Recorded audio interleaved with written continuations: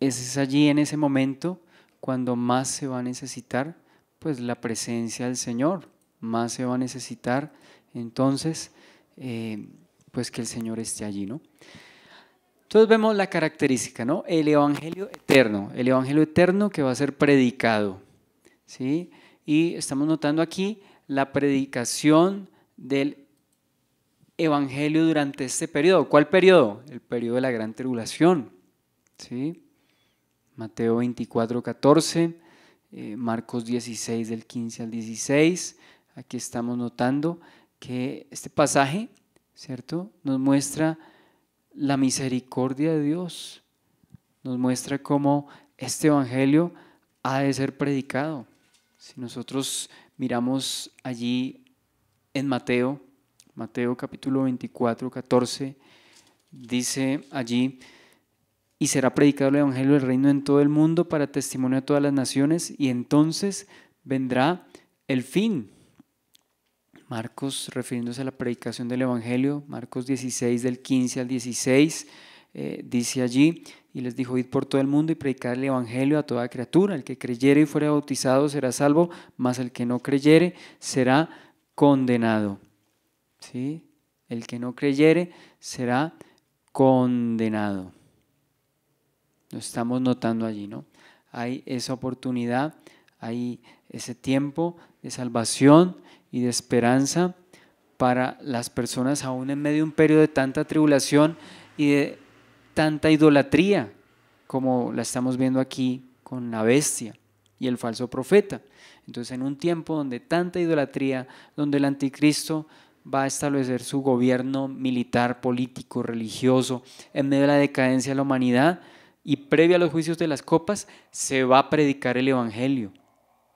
La Biblia del Diario Vivir dice lo siguiente: algunos piensan que esta es una última apelación mundial a todas las personas para que reconozcan al único Dios verdadero. Nadie tendrá la excusa de no haber oído jamás la verdad de Dios. Nadie tendrá excusa de no haber oído jamás la verdad de Dios. Entonces lo estamos viendo acá. La predicación del ángel. Además de lo anterior, pues notamos un evento inusual. ¿Cuál es ese evento inusual? El Señor envía a un ángel para predicar el evangelio. ¿Sí? El Señor envía entonces un ángel para predicar este evangelio. Y pues es algo inusual, porque normalmente son los seres humanos los que el Señor comisiona, los creyentes, a la iglesia se le ha encargado la predicación del evangelio. Pero ¿qué estamos viendo en este pasaje? Que es un ángel el que está predicando el evangelio. Es un ángel el que está llevándolo, ¿no? Normalmente es la iglesia la que comparte y predica, tiene esa tarea, la gran comisión. Pero la misericordia de Dios la podemos notar para aquel entonces, porque va a ser un ángel el que predique el evangelio, es decir, el Señor va a disponer de todos los recursos, no solamente los que en ese momento estén y prediquen. Creo que Israel va a ser parte de ese remanente misionero, como también algunos dispensacionalistas lo han apuntado, que ellos serán como unos misioneros que predicarán el evangelio, es decir, Israel convertido predicará el evangelio en medio de este periodo de tribulación y de grande angustia. Entonces vemos la misericordia del Señor en este tiempo predicándose el evangelio, ¿no? Predicándose a toda criatura. Es lo que estamos nosotros acá viendo, ¿no?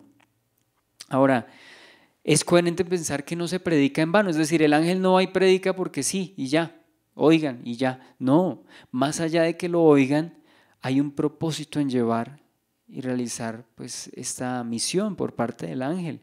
Es verdad, para que haya testimonio del evangelio, pero no solamente para que la gente escuche y ya, no, para que se puedan oír y se puedan convertir.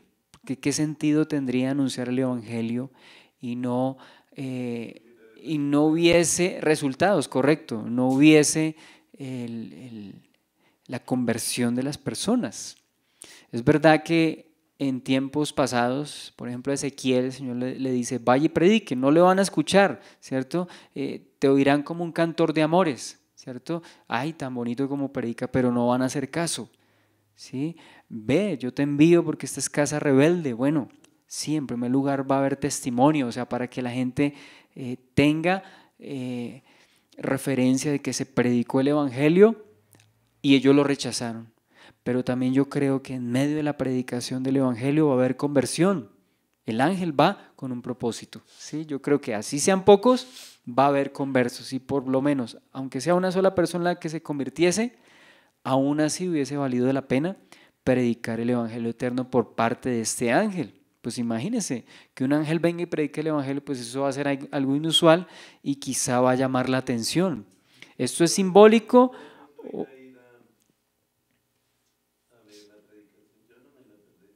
Bueno, pues imagínense la predicación del ángel y esto no es de extrañar.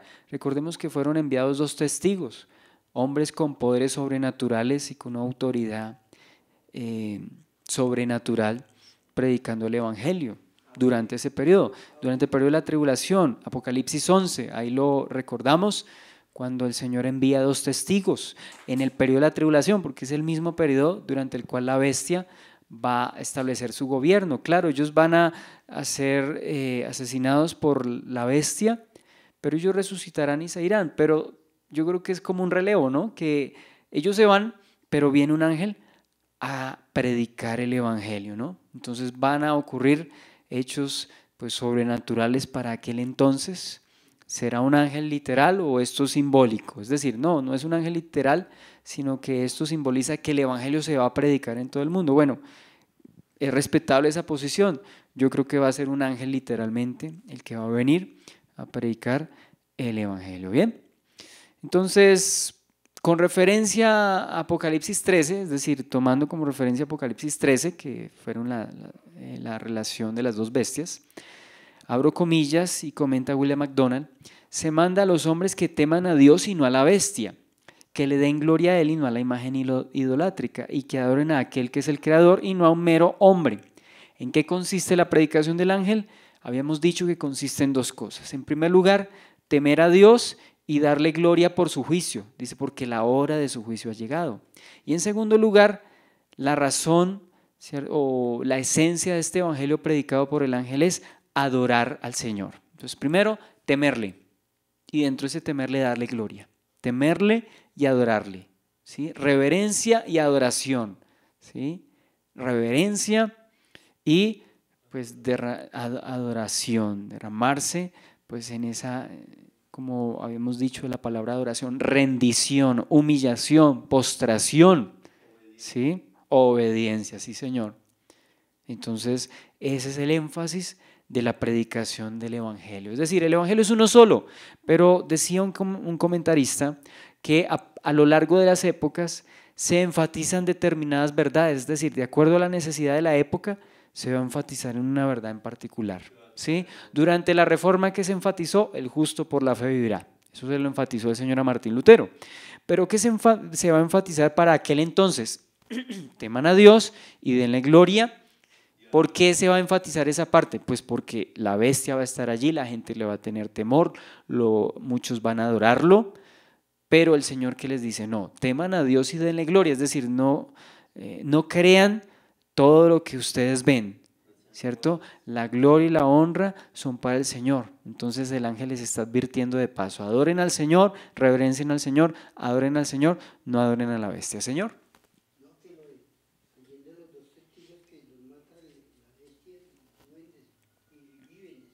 Sí, Señor. Entonces, ¿cuál es el énfasis y qué se está enfatizando? ¿Cuáles son los atributos de Dios que están siendo predicados en este mensaje? Ya dijimos que el énfasis de este mensaje es temer y adorar al Señor. El énfasis de este pasaje es temer, el énfasis de este pasaje es temer y adorar al Señor.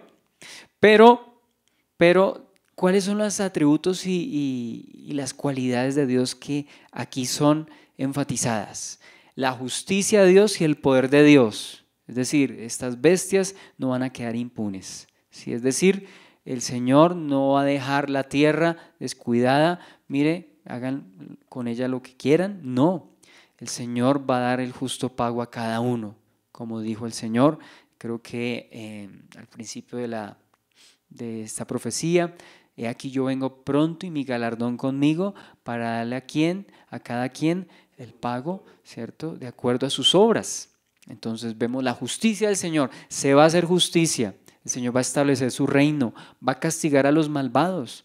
Debe eso, pues hay evidencia por el lago que arde con fuego y azufre y el juicio final que va a haber, el juicio del gran trono blanco, más adelante lo veremos. Entonces esto nos habla de la justicia del Señor y el poder del Señor, dos énfasis, justicia y poder. ¿Cuál es la predicación entonces del ángel? Teman a Dios, denle gloria. ¿Por qué? Porque Dios es justo y Dios es poderoso. No crean que esta bestia tiene un poder absoluto y que nadie podrá contra ella, porque eso decía la gente, ¿quién contra la bestia? ¿Quién contra ella? No, es una autoridad que se le ha dado temporalmente. El Señor promete, ¿cierto?, que con su poder va a establecer justicia y va al final a derrotar a estas dos bestias que a los ojos de las personas como parecen invencibles, ¿no?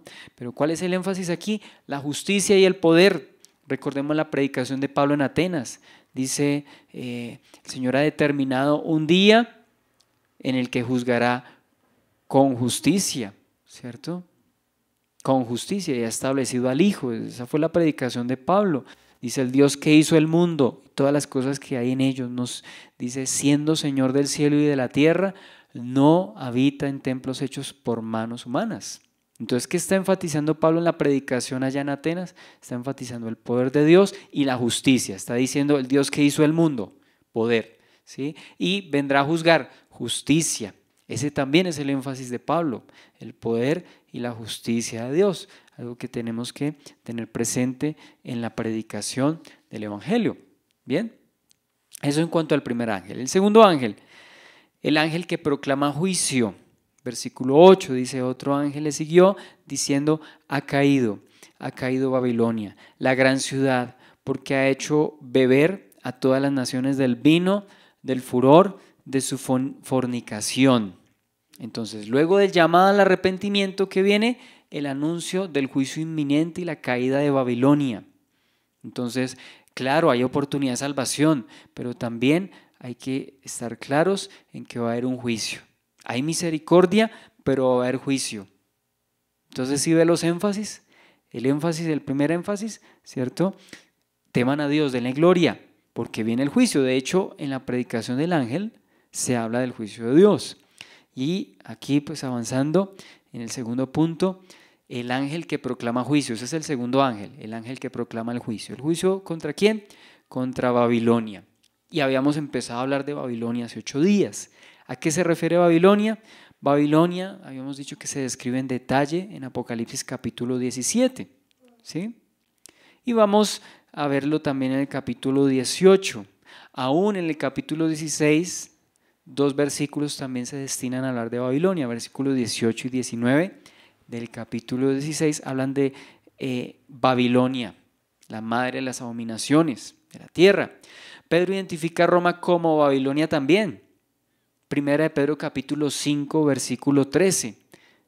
Pablo dice, saluden a la iglesia que está en Babilonia, pero no creo que se esté refiriendo a Babilonia, el imperio de Nabucodonosor, o a la ciudad donde Nabucodonosor tuvo esos jardines colgantes, porque para aquel entonces creo que Babilonia ya no tenía el esplendor que tuvo quizá 500 o 600 años atrás. Para aquel entonces la capital era Roma, el centro del dominio y del control mundial en ese momento, o por lo menos en el mundo occidental, fue Roma. Entonces Pedro muy probablemente se está refiriendo no a Babilonia, la ciudad literal, sino es una referencia a Roma. ¿Por qué se le dice a Roma Babilonia? Bueno, eso lo vamos a ir relacionando. En primer lugar, hablemos del origen de Babilonia. ¿Sí? En Génesis capítulo 10 del 8 al 10 podemos ver un personaje llamado Nimrod. Nimrod fue reconocido como el primer poderoso en la tierra. La misma Biblia denomina a Nimrod como el primer gobernante, por así decirlo, primer gobernante mundial.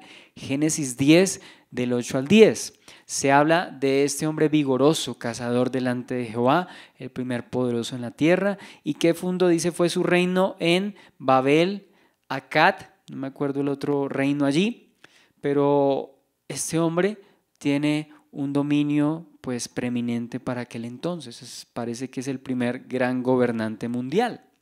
Y luego de citar eso en Génesis 10, en Génesis 11 se habla de la Torre de Babel, es decir, que en ese mismo lugar y quizá bajo el consentimiento de Nimrod se construye una torre, la Torre de Babel. ¿Sí? ¿Por qué? Porque los hombres querían desafiar a Dios, es decir, queremos también hacernos un nombre grande, ¿sí? Y esto es una contradicción al mandato de Dios. Dios les dijo, vayan por toda la tierra, multiplíquense. Es decir, el llamado fue a que poblaran la tierra. Pero ¿qué hicieron ellos? Contrario a poblar la tierra, se aglomeraron y se juntaron en un solo lugar. ¿Sí ve? Llevando la contraria a Dios. Lo desafían, le desobedecen y terminan edificando esta torre. Esto no es leyenda, esto no son cuentos, porque incluso la historia y la arqueología así no lo confirma. Allá precisamente en Mesopotamia hay edificaciones en forma de torres altas, se llaman zigurats. Esto cualquier arqueólogo puede dar crédito de ello. Esto nos confirma entonces que en el pasado había esa tendencia a edificar torres altas y pues así debió haber sido con la Torre de Babel, ¿sí? Por eso el Señor confundió allí las lenguas y a partir de esa confusión es que se vino a llamar Babel. Babel entonces viene del hebreo balal, que significa confundir.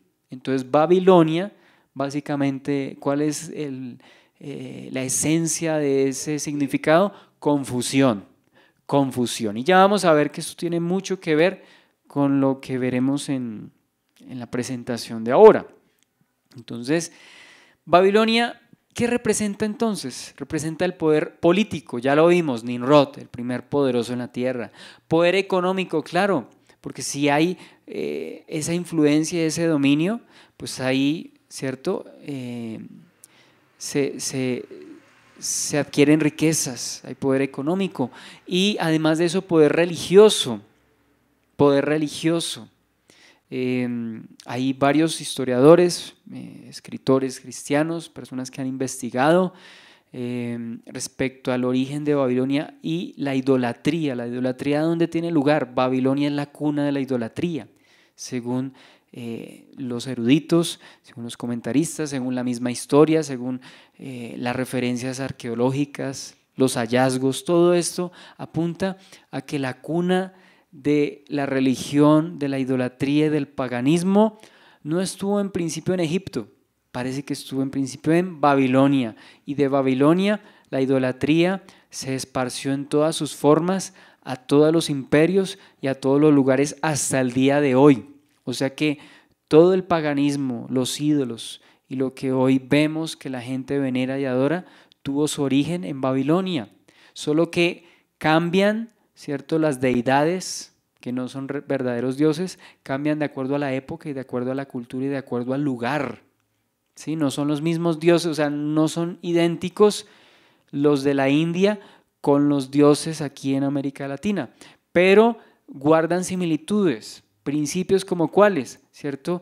Una diosa con un hijo pequeño, ¿sí? Ese principio ha mutado de acuerdo a las culturas, ¿cierto? De acuerdo a los diferentes imperios y las diferentes épocas. Entonces, Babilonia representa el poder político, el poder económico y el poder religioso. Eso es lo que podemos identificar en Babilonia, esos aspectos religiosos. Entonces, bueno, eso lo vemos, por ejemplo, en Daniel capítulo 2, versículo 31, cuando Daniel interpreta a Nabucodonosor aquel sueño que tuvo, viendo esa estatua y la cabeza era de oro y el oro, la cabeza representaba Babilonia, es decir, Babilonia, un reino de esplendor, un reino de lujo, un reino de oro, es decir, muy rico. Incluso Persia parece que no se le igualó a la gloria que tuvo Babilonia de acuerdo a lo que allí dice, ¿sí? La idolatría, como dijimos, se derivó de ahí y mutó o se adaptó a las diferentes culturas, imperios o civilizaciones. ¿Como cuáles? En Egipto, en Persia, Grecia y Roma. Aunque no tengan los mismos nombres esos ídolos, ¿cierto? El fundamento y la apariencia de ellos o el principio de esos ídolos, pues viene siendo básicamente el mismo, ¿sí? El diccionario Villasquine explica por qué Babilonia tiene una connotación tan negativa. Abro comillas. Su religión ha sido descrita como la de peor clase, ¿sí? Dice como la peor clase posible de idolatría y sus dioses parecen haber sido legión. ¿Cómo así legión? Muchos. Todas estas tabletas, es decir, las evidencias arqueológicas, dan evidencia del carácter satánico de la esclavitud espiritual a la que estaban sometidos los súbditos de Babilonia. Entonces, dése cuenta los alcances de este imperio, los alcances de esta ciudad, como la cuna, decimos, del paganismo, ¿no? Ahí mismo dice, en el capítulo 14, versículo 8, dice, ha caído Babilonia. Se habla también de que ha caído en el capítulo 18, versículo 2. Dice, y clamó con voz potente diciendo, ha caído la gran Babilonia, y se ha hecho habitación de demonios y guarida de todo espíritu inmundo y albergue de toda ave inmunda y aborrecible. Entonces, ha caído Babilonia, pues sí, lo estamos viendo acá, es un anuncio. Aunque en ese momento no haya caído, ya es inminente que Babilonia caiga, ¿sí? Es inminente que Babilonia caiga, ¿bien? Ahora, la relación de Babilonia con Roma. Vamos a retomar ese punto. ¿Por qué Pedro identifica a Roma con Babilonia y por qué tantas similitudes con Roma? Bueno, Pedro, como ya dijimos, relacionó a Babilonia con Roma, ¿sí? ¿Por qué? Porque además de las similitudes que hay, Roma, imperio político, imperio militar e incluso imperio religioso. Religioso, mire, desde la médula, porque el mismo emperador se proclamó Dios e hizo que los ciudadanos y los conquistados por Roma adorasen al emperador e incluso le ofreciesen sacrificios, ¿sí ve? O sea, eso ya fue el cenit, ya fue la cumbre pues de esta idolatría, al punto de que una persona se hiciese adorar como Dios. Y me remito a la historia de Babilonia que, como les decía, algunos historiadores y estudiosos han identificado. Se dice que Nimrod tuvo una esposa, bueno, esto es lo que ellos han investigado, una esposa llamada Semiramis, y ellos tuvieron un hijo llamado Tamuz. Dice que Nimrod muere y Tamuz, esta mujer, lo identifica como la reencarnación de Nimrod, incluso tiene incesto con este hijo de ella, ¿sí? Y es allí cuando pues esta mujer Semiramis pues se hace también adorar, se autoproclama reina del cielo e incluso, como vamos a ver a continuación, aparecen figuras de algunas culturas antiguas en Mesopotamia, aparece la estatuilla o la imagen de una mujer cargando un niño, ¿sí? Identifican entonces a la mujer Semiramis con este hijo llamado Tamuz, y a partir de allí entonces esa imagen o ese principio es proclamado a las demás y es esparcido ese culto hacia las demás culturas, aunque ya no se le llame Semiramis por ejemplo para Babilonia, ¿cierto? Cambia de nombre de acuerdo a la cultura o de acuerdo al imperio. Eso ya lo vamos a ir viendo. Entonces, nos dice aquí un comentarista, Villasquine, dice, Roma vino a ser así juzgada como la cabeza del sistema babilónico pagano, la autosuficiencia y la divinización humana frente al señorío y el gobierno de Dios. Recuerde, Semiramis se quiso hacer Dios, diosa, y el emperador se quiso, ¿cierto? Proclamar como Dios. Compárese con el hecho de que Jerusalén sea llamada Sodoma y Egipto en este mismo libro. ¿Se acuerdan? Apocalipsis capítulo 11, incluso Jerusalén es identificada como Sodoma y Egipto. Sí, es el capítulo 11. Creo que es el capítulo 11. Sí, capítulo 11, versículo 8. Y sus cadáveres están en la plaza de la grande ciudad que en sentido espiritual se llama Sodoma y Egipto, donde también nuestro Señor fue crucificado. Pues inequívocamente, ¿cuál es esa ciudad?